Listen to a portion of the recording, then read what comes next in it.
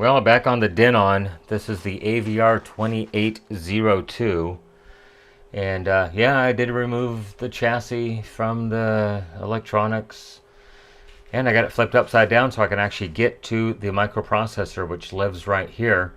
That's what controls the speaker relays on and off. Well, not directly, they drive a transistor, but nevertheless, here is a complete schematic on the microprocessor.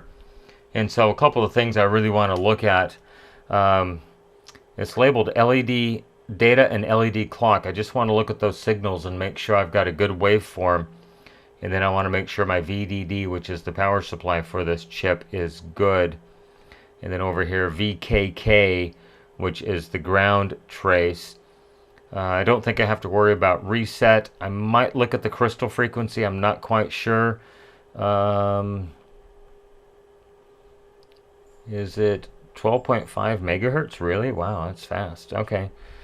Anything else worthy of note on this unit? Well, there's function data and function clock, which I'm not sure where that actually goes to or comes from. And then there's, let me see, where was that? EXP clock, EXP data, and EXP, I believe that's supposed to be a CE, possibly. Just want to take a look at those things and see what they look like and see if they give me any guidance. So I've got it upside down. I've got it plugged in. I do not have speakers connected at the moment. I just want to power this on, look at the clock and data lines, and see what they basically have to say. I'm going to set up my cell phone in front of the scope. There's probably going to be a little bit of glare because I need to have these lights on while I'm measuring pins on the microprocessor over here. So let's get started. Okay, so I did zoom it in just a little bit farther. Let's go ahead and put this in manual focus so it does not hunt.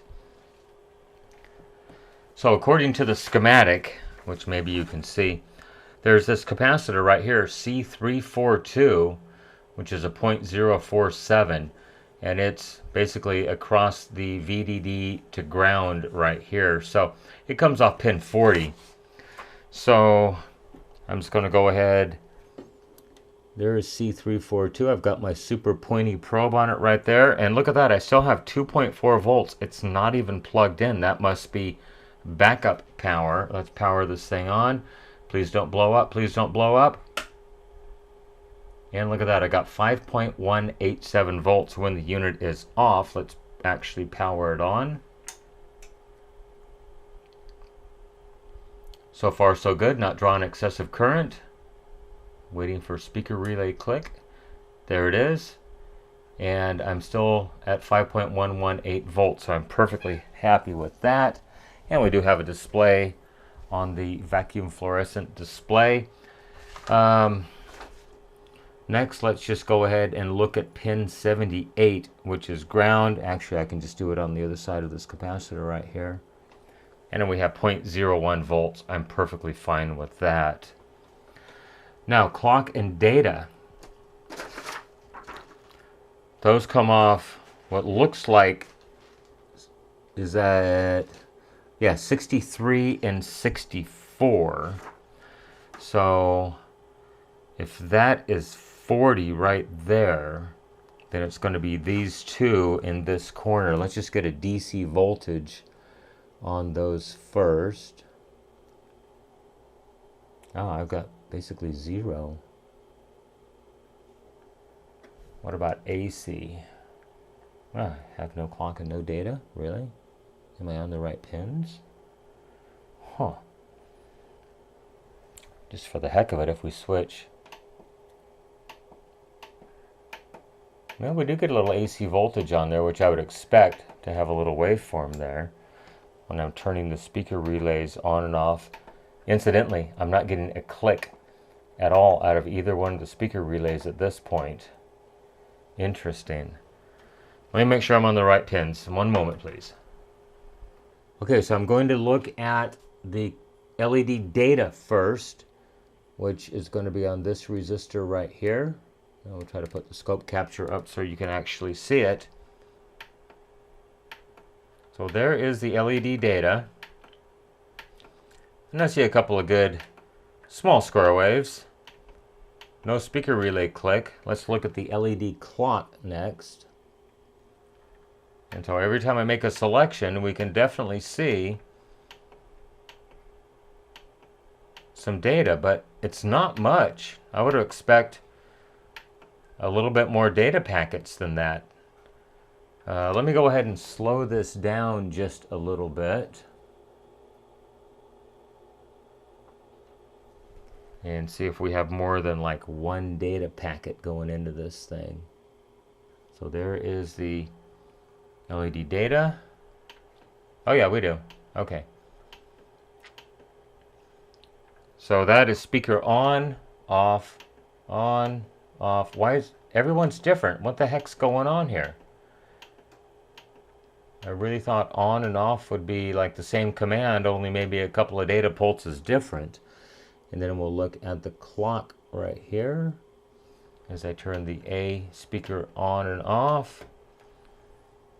And I just slipped off of it, my bad.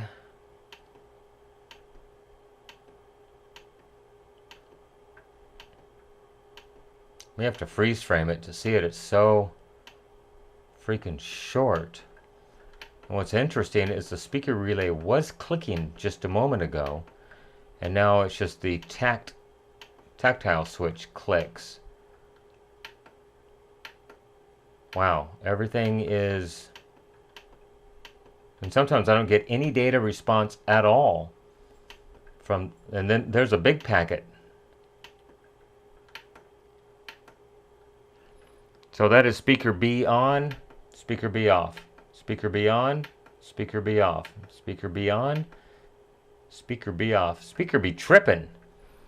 And then here's speaker A on and A off, A on, A off. And it's different every single time. Why is it different every single time? That's really interesting. So... next, I want to go ahead and look at the EXP clock and EXP data right here. And that's going to be on 55 and 54. So that is 64. Well, they didn't put dots. How nice.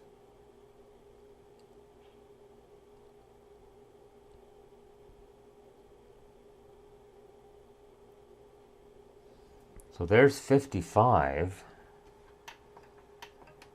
nothing at all.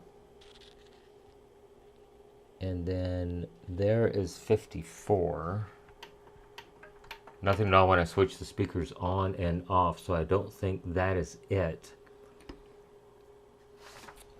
Now over here there is function data and function clock on 31 and 32. And so, let's see, so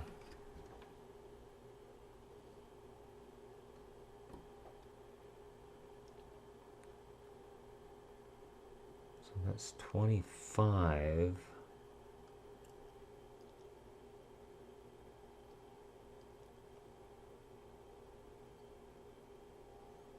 So there is 31. Oh, I see different data packets on that when I do speaker switch. So that's 31.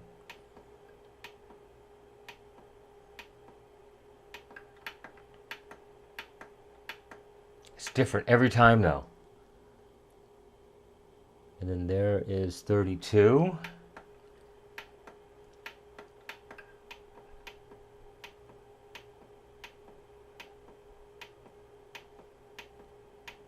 No wonder this thing's not working. The data is just all discombobulated. And so nowhere am I getting volume control data. So I don't think this chip controls the volume control because it actually does work. For the heck of it, let's look at the crystal. Pin 8 and pin 9. I'll have to do this totally left-handed. Well, I can do it right there. Now I'm in the ×1 mode. Let's put it to ×10. And then we'll just go hit auto on this and hopefully it will auto adjust. I'm using a long probe, so that might swamp the crystal just a little bit. And look at that, it's reading 12.5 megahertz. And we are 290 millivolts peak to peak, approximately. And that's on a times 10 probe, so that's about 2.9 volts. What do we have on the other side of the crystal? Oh, good waveform. Let's go back into auto. It just takes too long to turn the knobs. Auto is like just whiz bang and it's done. And we're at exactly 12.5 megahertz and 480 millivolts peak to peak, so that would be 4.8 volts peak to peak right there. I'm perfectly happy with that. So I'm going to say the crystal is working just fine. Still no speaker relay clicks. That is very strange. So I'm thinking that the microprocessor right here is probably working correctly. It's being sent incorrect data. I think that's going to be the main problem. So there's another micro on the display board which lives up here in the front of the receiver that has the fluorescent display. And that's very odd because it's displaying perfectly fine. It's just not interpreting the data back to this thing that needs to do the controlling of the unit. And why is there gold? Oh, that must be just a reflection. Okay, there's like blue stripper dust on there. Sparkly. Shoot. Okay, well, I'm going to pause this and think about it. So here is the electronic volume clock and data as it goes into that IC303, and you can see as I rotate the volume, as long as I can actually increase or decrease the volume, that part's working perfectly fine. So what I'm looking at over here is E volume clock and E volume data on 37 and 38. So let me get my bearings again. 40, 39, 38. Is that not right? Oh, 37, sorry. Off by one pin. There's 37.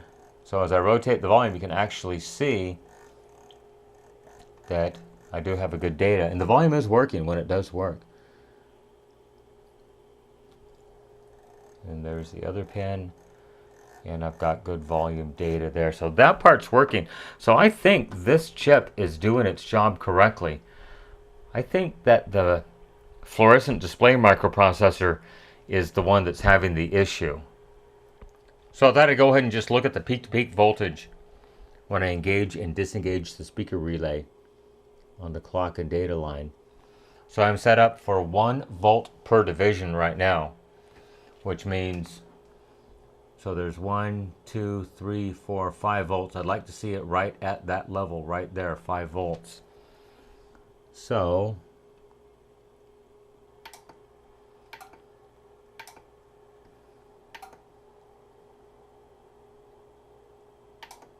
and I'm getting like exactly 5 volts peak to peak.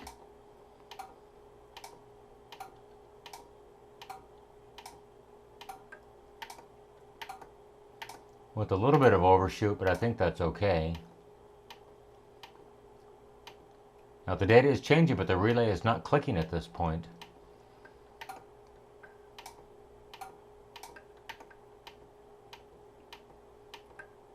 Interesting.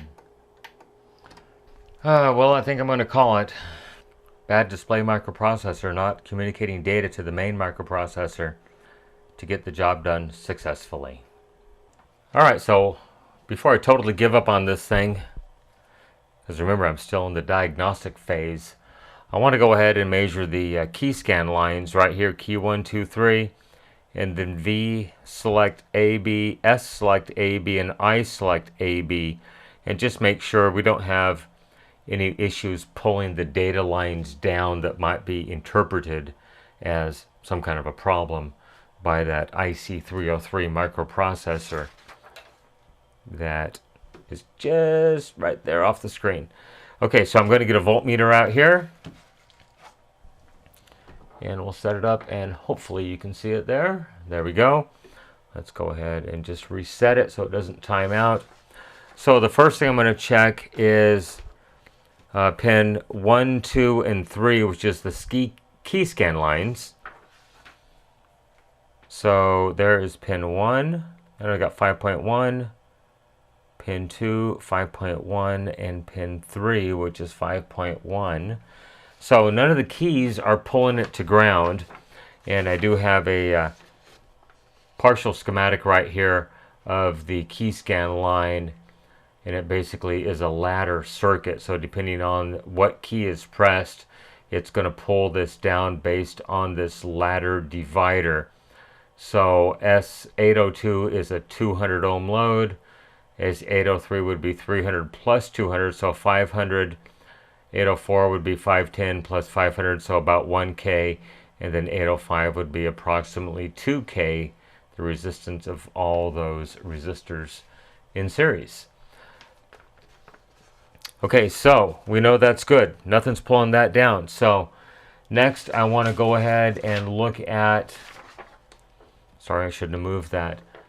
Next I want to go ahead and look at the V select, S select, and I select A and B. Those are most likely going to be rotary encoders. The V is probably going to be the volume, S is selector, and I is input, I'm guessing. And then I do want to verify that we do have good 5-volt supply on the other pin 10, 11, other connector, pin 10, 11, and 12.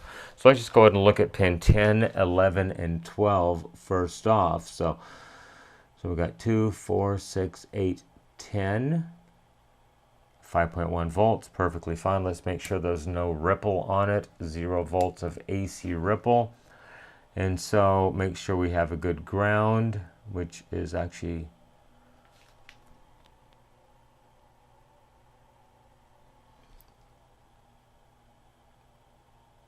which should be right there, 0.016 volts. That's the ground. Okay, so over on this connector, we've read the key scan, 5.1, 5.1, 5.1. Now these are going to be the rotary encoders, and this one is labeled V select A. I assume that's going to be volume control. I am slowly rotating the volume control, and I go from 0.017 up to 4.3 volts, which I think is perfectly fine. And here's the other input on the volume rotary encoder, same exact thing. Now this one is going to be the selector, which I think is this knob. Nope, not that one. It's this knob right here. So once again, we go back up to 4.3 on one of the two inputs, and back down to 0.017 and 4.3. And so this is going to be the last rotary encoder. Perfectly fine on that one. And perfectly fine on that one. And I think that's going to do it. So this should be the fluorescent display negative voltage, right? Negative 32 volts, perfectly fine. Yeah. I think I'm going to recommend that this unit not be repaired, unfortunately. And I've spent way more than my normal half-hour diagnostic on this thing to figure out that it definitely has some kind of a data communication issue between the fluorescent microprocessor and the main microprocessor. But I can't find anything wrong with those. I did go ahead and heat the fluorescent microprocessor, which is right down in here, as well as the main right over here, and I did cool them. Nothing makes a difference. Absolutely nothing. So if anybody has any information on the Denon AVR 2802 for like slow, sluggish input and volume, speaker relays, blah, blah, blah, the list goes on and on. Well, I got it all back together, and I'm just going to cut my losses at this point. I believe the fluorescent display is having a data transfer issue, and I just don't think this thing is going to be worth repairing. I mean, I could try to find another display board on this unit, but that's kind of a risky move. It's just one of those uncertain times, unfortunately. So It's all back together. I'm just going to button it up. A failure video, unfortunately. I'll probably get a lot of thumbs down on this one. But that's the way it goes in the electronics repair business occasionally. I certainly hope somebody enjoyed this video of my failure on the Denon AVR 2802. Go ahead and leave me a question, a comment, a concern down below, good or bad. I try to respond to the comments when I have time. While you're down there, if you could please hit that subscribe button and like this video. It really does help my channel grow. You can follow me on social media, Facebook, Instagram, Twitter at NorCal715. You can email me, norcal715videos@gmail.com. That is the best way to contact me. Once again, things are so hectic right now, I haven't had a chance to answer more than a few emails in the past 6 months. So please be very, very patient. Remember, with your help, we can try to keep these things out of the landfill, out of the recycle bin, and out of the e-waste facility. Everybody, thank you for making it to the end of this video. I really, really appreciate it. If anybody has any ideas, I'm going to sit on this thing until after the video is posted for a few days. So if somebody's encountered this problem, please let me know the solution. I really, really would appreciate it. Everyone, thanks for watching. Once again, everyone have a great day. Bye-bye.